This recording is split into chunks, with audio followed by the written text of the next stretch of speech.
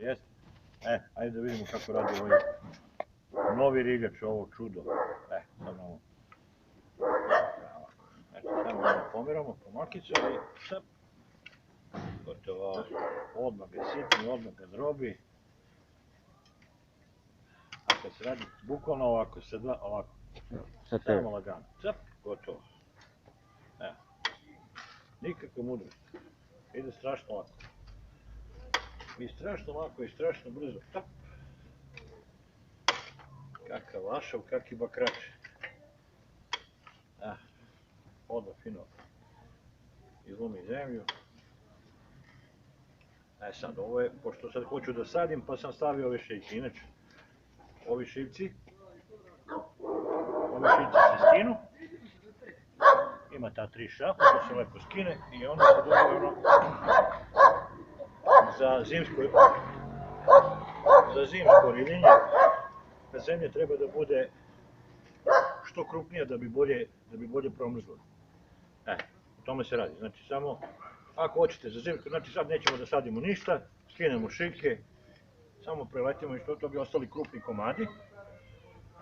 To lepo promrzne preko zime, s proleće se samo protrči s ovom prezom, poravna se i to je onda milina. A sad, pošto hoću da sadim, da ne bi se mlatio graboljama i čudima, onda se samo malo posle poravna sa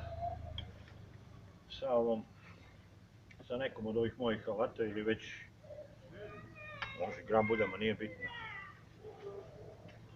Ali da se vratimo i na njega, šta je poenta priče? Što je strašno lagano, nema da lomiš kičmu, nema da se mlatiš, kao i ovo leđa, riljenje, ovo ma kak je ovo igranje, ovo je bukvalno igranje. Ovo kako to lepo ide. Najvažnije celoj priči je držati pravac. Super ide.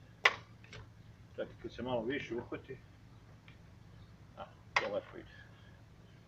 Čemu je fora? Fora je u ovim šipcima. Jer oni su tanki.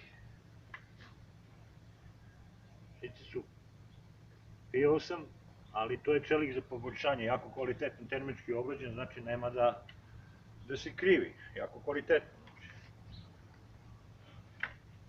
Jedino ako slučajno naletite neku žilu, onda to se osjeti odmah pod rukom, onda se stane pa se malo pomeri, da bi se to preskočilo. Ali u normalnoj bašti, znači na normalnoj zemlji, to ide bez problema. Bukvalno dečija igra. To bi bilo prilike to.